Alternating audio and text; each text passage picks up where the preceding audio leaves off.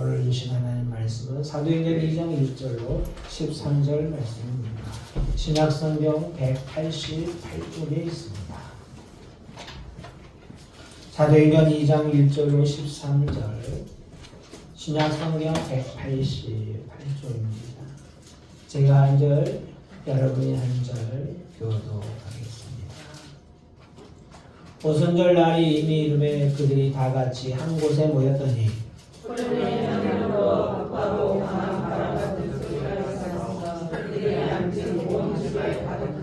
마치 불의 혀처럼 갈라지는 것들이 그들에게 보여 각 사람이 하나씩 임하여 있더니 그들이 다 성령의 충만함을 받고 성령이 말하게 하심을 따라 다른 언어로 말하기를 시작하니라. 그때 경건한 유대인들이 천하 각국으로부터 와서 예루살렘에 머물러 있더니 이 소리가 나면 큰 무리가 모여 각각 한 자리에 방으로 제자들이 말하는 것을 듣고 소송하여 다 놀라 신기하게 여기되 보라 이 말하는 사람들이 다 갈릴리 사람이 아니냐.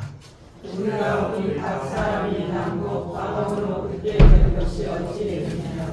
우리는 바데인과 메데인과 엘라인과 또 메소포타미아, 유대와 갑바도기아와 본도와 아시아, 우리야와 바빌리아와 애굽과 우리의 가까운 리비아 여러 사람을 사람들과 또 바로 오는 사람들 곧 유대인과 이방인을 교류하는 사람들과 그레데인과 아라비아인들이라. 우리가 다 우리의 각 언어로 하나님의 큰 일을 말함을 듣는도다 하고 다 울며 당하여 소리를 이 어찌 되느냐 하며 같이 읽습니다. 또 어떤 이들은 조롱하였는데 그들이 세술에 차였다 하더라. 아멘. 부활하신 예수님께서 제자들이 보는 곳에서 하늘로 돌아가셨습니다. 그러면서 너희는 예루살렘을 떠나지 말고 아버지께서 약속한 것을 기다리라 라고 부탁을 하시지요. 아버지께서 약속하신 것은 무엇일까요? 성령이지요. 120명의 제자들이 마가의 다락방에 모여서 기도하기 시작합니다. 그들은 예수님께서 주신 말씀, 그 약속이 이루어질 것을 믿고 마가의 다락방에 모였습니다. 그리고 그 약속의 말씀을 붙들고 기도하기 시작했지. 그리고 오순절 날이 되었습니다. 그 오순절에 내려서 그들이 마가의 다락방에 모여 기도할 때 호련히 하늘로부터 급하고 강한 바람 소리 같은 것이 나더니 그들이 앉은 온 집에 그 소리가 가득했습니다. 그리고 마치 불의 혀처럼 갈라지는 것들이 각 사람이 하나씩 임하여 지는 것을 그들이 다 보고 경험하게 되었습니다. 이것이 성령 임재의 역사적인 사건입니다. 이 사건을 통해서 우리가 알 수 있는 것은 예수님의 말씀, 하나님의 약속은 반드시 이루어진다. 이것을 우리가 알 수 있습니다. 예수님께서 이 땅에 계실 때 종종 이렇게 말씀하시죠. 내가 가는 것이 유익하다. 하나님께서 너희를 위해 보혜사를 보내실 것이다. 그가 오시면 너희를 이끌어 주실 것이다. 이렇게 이야기를 종종 하셨어요.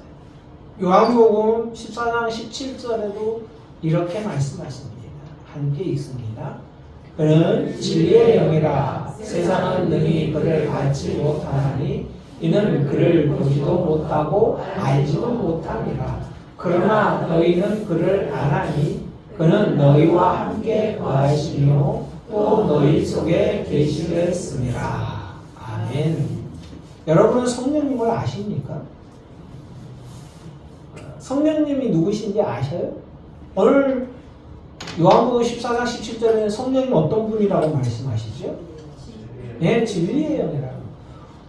우리에게 하나님의 말씀을 알려주시는 분이라는 거예요. 근데 성령을 아는 사람은 어떤 사람일까요? 아무나 아는 게 아니에요. 그 성령이 임한 사람만 그 성령을 아는 거예요. 여러분이 예수를 믿고 교회를 다닌다고 한다면 여러분 다 성령을 알아야 돼요. 그리고 뭐예요? 우리 안에 누가 계셔야 돼요? 네, 성령님. 그는 너희와 함께 거하시며 또 너희 속에 계시겠습니다. 이렇게 말씀합니다. 우리가 예수를 믿고 신앙생활을 바로 하려면요, 우리 안에 성령님이 계셔야 되고 우리 속에 그분이 거하셔야 돼요. 그래서 우리가 성령이 거하는 집이 돼야 돼요. 할렐루야. 여러분은 성령이 거하시는 성령의 집이 되시기를 주님의 이름으로 축복합니다. 네, 이 약속이요, 구약 시대부터 계속 이어지는 거예요. 그리고 이 성령의 역사로 말미암아 우리가 하나님을 아버지라고 부르게 되고 예수님을 나의 주라고 고백할 수가 있는 거예요. 그러므로 우리에게 성령이 임해야 되는 거예요. 우리가 예수를 주라 부르고 하나님을 아버지라 부르는 것은 우리의 힘으로 하는 게 아닙니다. 교회 오래 다닌다고 되는 게 아니에요. 성령을 많이 안다고 되는 게 아니에요. 성령이 임할 때 우리가 예수님을 주님이라고 부르고 하나님을 아버지라 부르게 되는 줄을 믿습니다. 그럼 우리가 냉정하게 우리 스스로를 발견해야 돼요. 내가 오늘 예수를 주라 부르고 있는가? 하나님을 아버지라 부를 수 있는가? 그러지 못한다면 정말 죄송하지만 교회를 다니고 있고 지금 우리와 함께 예배를 하고 있지만 성령이 안 임한 거예요. 성령이 임한 사람은요, 하나님 말씀을 듣고 뭔가 찬송을 하고 기도를 하면 은혜를 경험하게 돼요. 감동이 와요. 그리고 내가 죄를 짓고 뭔가 잘못하면 아이고 하나님 죄송해요, 이런 마음이 생기게 되는 거예요. 이게 성령의 역사예요. 세상 사람들은 죄를 지으면서 죄인지 몰라요. 죄를 지으면서 뻔뻔하게 내가 뭔 죄를 지었다고, 나만큼 선하면 착하지, 이렇게 말해요. 죄를 짓는 사람들이 그 죄를 덮기 위해서 더 큰 죄를 지어요. 그러면서 뭐예요? 회개하지 않죠. 죄인이라고 하면 기분 나쁘고 그 죄를 덮기 위해서 거짓말을 합니다. 그러나 예수 그리스도의 사람, 성령의 사람들은 분명히 다르다는 겁니다. 사랑하는 여러분, 하나님께서 약속하신 성령이 오늘 오순절 다락방에 임하였습니다. 그리고 그곳에 있는 모든 사람들이 성령을 받게 된 줄을 믿습니다. 이것은요, 하나님이 약속하신 말씀대로 이루어진 것입니다. 마태복음 5장 18절에 이렇게 말합니다. 함께 읽습니다. 진실로 너에게 이르노니 천지가 없어지기 전에는 율법의 1.1획도 결코 없어지지 아니하고 다 이루리라. 아멘.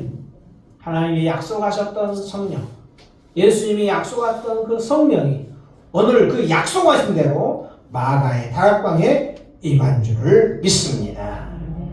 이제 이 성령의 임함을 통해서 제자들이 복음의 사명자로 거듭났습니다. 초대교회는 성령의 공동체입니다.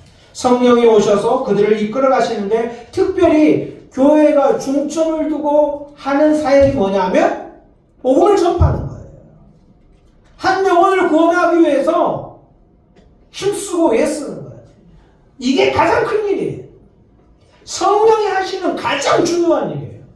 가장 큰 일이 뭐냐면 복음을 전파해서 한 영혼을 구원하는 거. 이게 성령이 오늘 교회를 통해서 하시는 가장 큰 일이에요. 이보다 큰 일이 없습니다. 그래서 제자들이 성령을 받으니 어떻게 해요? 뛰쳐나가죠. 그래서 거리로 나와가지고 사람들에게 말하는 거예요. 예수님의 죽으심과 부활에 대해서 이야기를 합니다. 그전에는 숨도 못 쉬고 숨어 있었어요.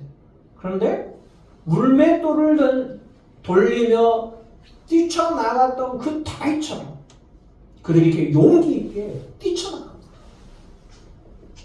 누가 임하심으로? 성령이 임하심으로. 그리고 사도행전 1장 8절이 이루어지기 시작합니다. 오직 성령이 너희에게 임하시면 너희가 권능을 받고, 그들이 권능을 받았어요. 무슨 권능을 받았죠? 반대함을 얻었어요. 복음을 증거할 용기를 얻게 된 거죠. 그래서 예루살렘과 온 유대와 사마리아와 땅끝까지로 주님의 증인이 되어지게 된 것이지요. 심지어는 박해가 있으니까 사람들이 막 도망을 치잖아요. 근데 도망쳐서 흩어졌는데 그 흩어진 곳에 가서도 성령 받은 사람은 뭐예요? 복음을 증거합니다. 이게 성령 받은 사람의 특징인 거예요. 성령을 받은 사람은 그들이 가는 곳마다 복음을 전하게 되어 있는 것입니다. 이 성령의 역사로 말미암아 또 놀라운 신비한 일들이 아주 폭발적으로 일어나는 거예요. 그전에도 있었지요. 그러나 제자들을 통해서 이 성령의 능력이 많으니까 신비한 일들이 막 어마어마하게 일어나는 거예요. 그 중에 하나가 오늘 본문에 뭐가 나와 있지? 방언이 나와 있어요. 이 방언에 대해서는 여러 가지 의견이 있어요. 고린도전서 12장에 말하는 그 은사와 다르다, 뭐 같다 그런 말이 많이 있어요. 여러분 방언은 어떤 사람은 이렇게 말해요. 은사 중에 가장 낮은 것이 방언의 은사다. 뭐 이렇게 말하는 사람도 있어요. 그러나 그렇지 않습니다. 방언은 모든 은사와 동등한 거예요. 이 방언도 성령님이 주시는 은사로서 선물이지요. 고린도서 12장 8절로 11절에는 성령님이 주시는 은사, 성령님이 우리에게 주시는 선물에서 나열을 하고 있지요. 어떤 사람에게는 성령으로 말미암아 지혜의 말씀을, 여러분은 어떤 은사를 받았는지 한번 생각해 보십시오. 어떤 사람에게는 같은 성령을 따라 지식의 말씀을, 다른 사람에게는 같은 성령으로 믿음을, 어떤 사람에게는 한 성령으로 병 고치는 은사를, 어떤 사람에게는 능력 행함을, 어떤 사람에게는 애언함을, 어떤 사람에게는 영들 분별함을, 다른 사람에게는 각종 방언 말함을, 어떤 사람에게는 방언들 통역함을 주시나니. 이 모든 일은 각 한 성령이 행하사 그의 뜻대로 각 사람에게 나누어 주시는 것이니라. 아멘. 하나님께서는 우리를 교회라는 공동체로 부르셨고 모든 이들에게 은사를 주십니다. 그럼 은사를 왜 주시는 걸까요? 교회를 세우고 복음을 전파하는데 힘쓰도록 우리에게 은사를 주시는 거예요. 여러분에게는 어떤 은사가 있습니까? 우리 중에 가장 많은 은사가 아마 방언의 은사가 아닐까 생각합니다. 근데 또 뭐 애언의 은사를 가지신 분도 있고 시위의 은사를 가지신 분도 있고 목사들에게도 하나님이 아마 말씀을 증거할 수 있도록 지식의 말씀과 지혜의 말씀을 주시지 않을까. 근데 은사를 주시면 참 주의를 감당하는데 좀 더 쉽겠지요. 하여튼 이런 은사를 주심으로 말미암아 교회가 유익되게 하시기 위해서 하나님이 주시는데 한국교회의 어떤 흐름 속에는 그러지 못할 때가 많아요. 이 은사 같은 사람들이 교회를 어지럽히고 시끄럽게 하는 경우가 많았어요. 그래서 어느 순간부터 교회 안에서 은사 받은 거에 대해서 방향을 좀 바꿨어요. 그래서 이걸 절제하게 하고 행하지 못하게 하고. 그러나 저는 이 은사 받는 것을 도외시하는 것은 잘못된 거예요. 우리가 좀 더 할 수만 있으면 성령이 주시는 은사를 다 받았으면 좋겠어요. 그것이 우리의 간증이고 또 체험이 될 수 있고 주의를 잘 감당할 수 있는 능력이 될 수 있거든요. 여러분 그러면 사모해야 돼요. 하여간 교회 다니면서 성령의 은사 한번 못 받고 평생 신앙생활하다가 천국 가시렵니까? 저는 그러면 안 되세요. 기왕에 신앙생활 하는 거 성경에 나오고 다 해봐야 되잖아요. 안 그래요?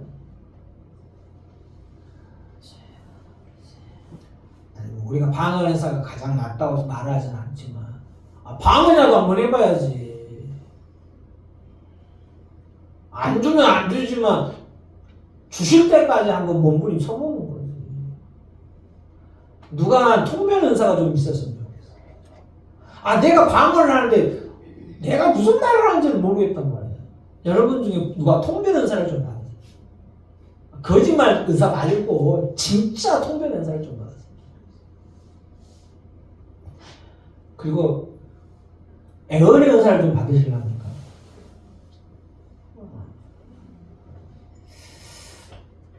여러분, 우리가 은사를 받아서요 교회를 유익하게 한다면 하나님은 기뻐하시는 거예요. 근데 이런 은사뿐만이 아니라 더 놀라운 일들이 제자를 통해서 일어나잖아요. 사도행전 3장에 가면 성전 앞에서 안지맹이가 구걸을 하고 있었어요. 근데 제자들이 기도하러 올라가다가 어떻게 해요? 그를 보고 나사렛 예수의 이름으로 일어나 걸으라 하니까 일어나 걸었어요.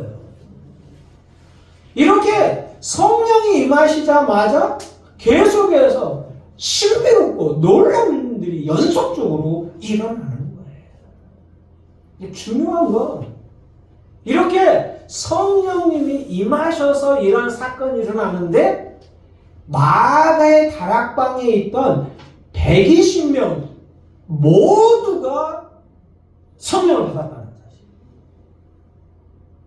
그리고 거기에 있는 사람들은 믿음의 정도가 다 다를 거 아니에요. 믿음이 좋은 사람도 있고 좀 덜 좋은 사람도 있고 또 기도의 내용도 다 다를 거 아니에요. 성령님만 구했겠어요? 자기의 뭐 필요도 구하고 자기의 소원도 구하고 방향도 다 달랐을 거예요. 그런데 거기에 있던 모든 사람들 중에 한 명도 빠짐없이 성령을 받았다는 사실.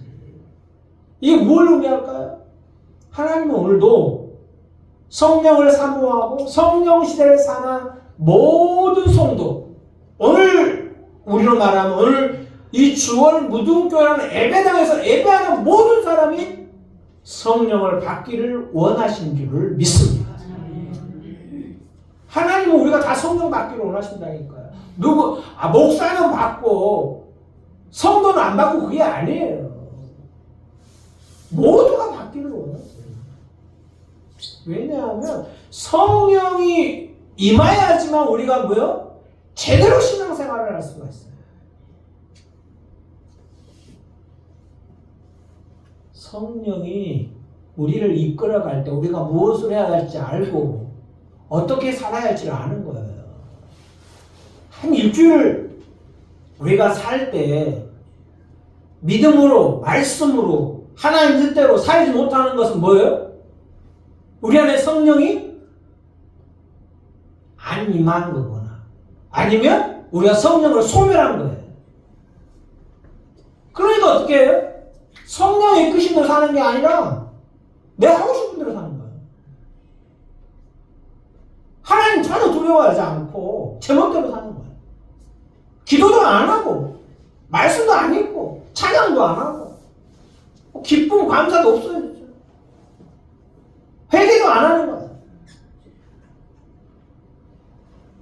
그러니까 세상이 우리를 웃기게 보는 거야. 야, 너처럼 교회 오래 다녔는데 아직도 집사냐? 너는 교회를 그렇게 오래 다녔다고 하면서 왜 이렇게 안 변하냐? 이렇게 말하는 거야.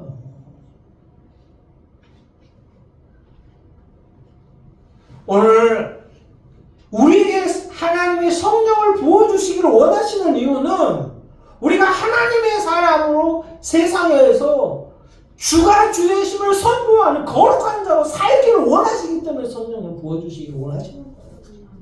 성령이 임하셔야 우리가 하나님의 뜻대로 살게 되고 하나님의 영광에 살게 되고 하나님의 기쁨이 될 줄을 믿습니다. 그 첫 번째가 성령이 임하시는 거예요. 그 다음에가 뭐냐? 성령 충만해야 돼요. 성령 충만. 하나님은요 오늘 우리가 성령을 받은 사람으로 성령 충만한 사람으로 살기를 원합니다. 그리고 그 출발점이 바로 성령을 받는 거예요. 하나님 우리에게 성령을 주시겠다고 말씀하시죠. 누가복음 11장 13절에 이렇게 말합니다. 너희가 악할지라도 좋은 것을 자식에게 줄 줄 알거든. 하물며 너희 하늘 아버지께서 구하는 자에게 무엇을 주시지 않겠느냐? 아멘? 여러분에게 성령을 주시겠다는 거예요. 하나님께서. 그러므로 주시겠다고 했으니 받기를 소망하는 자들은 다 성령을 받게 될 줄을 믿습니다. 우리는 하나님께서 주시는 성령을 통하여 성령의 능력을 받아서 살아가야 그냥 적당히 예수 믿고 안 믿는 것도 아니고 믿는 것도 아닌 이런 어떤 신앙생활이 아니라 제대로 믿어봐야지. 제대로. 교회를 20년 30년 다니고 뭐 할 거예요. 그게 중요한 게 아니잖아요. 내가 성령을 받았고 성령의 사람이 되었고 성령의 능력 속에서 성령 충만한 사람으로 하루를 살아도 살아야 한다는 거예요. 그것이 오늘 우리에게 필요한 거예요. 하나님은 오늘 우리에게 원하는 게 그거지요. 25년 여러분 안에 성령이 임하셔서 여러분이 성령의 능력으로 놀랍고 신비한 일을 체험하는 그 주인공들이 되시기를 주님의 이름으로 축복합니다. 그래서 여러분을 통해서 성령님이 나를 이렇게 이끌어 가셨고 이렇게 놀라운 일을 행하셨다고 간증할 수 있는 여러분들이 되시기를 주님의 이름으로 소망합니다. 이 사건을 시작으로 해서 이제 교회가 온전히 성령님께 이끌림을 받았어요. 여러분 성령이 오신 이유 중에 하나는 자꾸 반복하지만 우리를 이끌어 가시고 우리를 선한 길로 인도하시기 오신 거예요. 제자들이 예수님 있을 때는 제자들에게 예수님이 하나님 나라 이야기도 해주고 하나님 이야기도 해주고 그건 해라 그건 하지 마라 다 이야기를 해줬어요. 그런데 이제 예수님이 어떻게 했어요?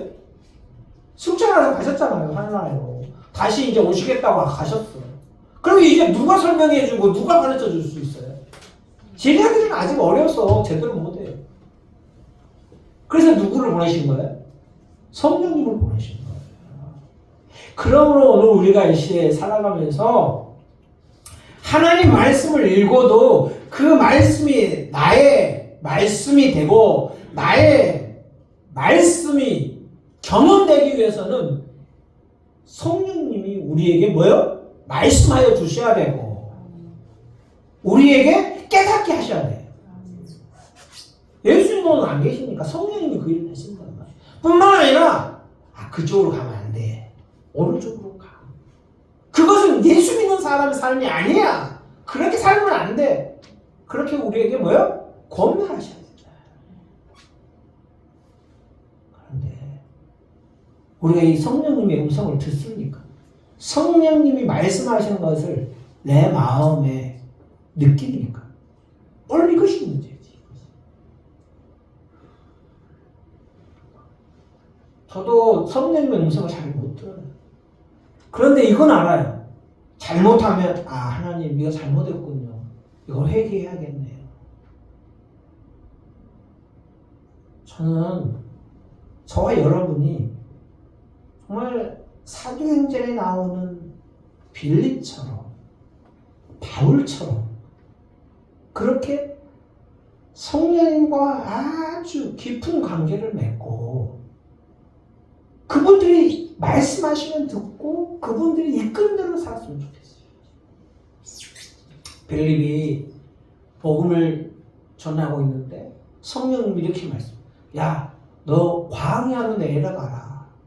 아니, 복음을 전하려면 도시로 가든지 성읍으로 사람 많은 데로 가야 되잖아요. 근데 광야로 내려가라는 거예요. 그래서 빌립이 광야로 내려갔어요. 거기서 누구를 만난 줄 아십니까? 에티오피아 겐닥의 그 재정 내시를 만난 거예요. 근데 그 사람이 성경을 읽고 있었어요. 하나님의 인도하심은 그게 놀라운 거예요. 이사야 말씀을 읽고 있는데 도대체 이것이 누구를 위한 말씀이냐 모르는 거야. 그래서 빌립이 올라가서 다 설명해 주잖아요. 그래서 그가 뭐예요? 예수를 믿게 되고 마차를 타고 가다가 물 있는 곳에 세례를 받게 되는 거예요. 바울이 아시아로 복음을 전하러 가려는데 성령님께서 마게도냐로 가라, 마게도냐로. 그래서 아시아로 가는 것을 접고 마게도냐, 유럽으로 복음을 전하러 갔단 말이에요. 그래서요, 바울을 통해서 유럽의 문이 열리고 복음의 문이 열리고 저 유럽에 복음이 왕성하게 된 거예요. 한 시대를 풍미하게 되었잖아요. 누굴 통해서요? 바울을 통해서. 바울이 누구의 음성을 듣고 갔기 때문에? 성령의 음성을 듣고 성령께서 이끄시는 것을 따라갔기 때문에. 오늘 우리도 성령의 인도함을 따라갈 수 있는, 성령께서 이끄시는 대로 살아갈 수 있는 성령 충만한 사람들이 되기를 주님의 이름으로 소망합니다. 오늘 교회가 교회다라고 지려면 성령 충만해야 합니다. 성령의 역사와 성령의 인도하심이 없는 교회는 교회가 아니라 그냥 종교적 집단인 거예요. 사랑하는 여러분, 우리가 예수 믿고 하나님의 사람으로 살기 위해서는 우리 안에 성령이 임해야 됩니다. 여러분 가운데 성령이 임하기를 소망합니다. 여러분 성령 임하기를 사모하시고 더 나아가 성령 임하셨으면 날마다 성령 충만하기를 주님의 이름으로 소망합니다.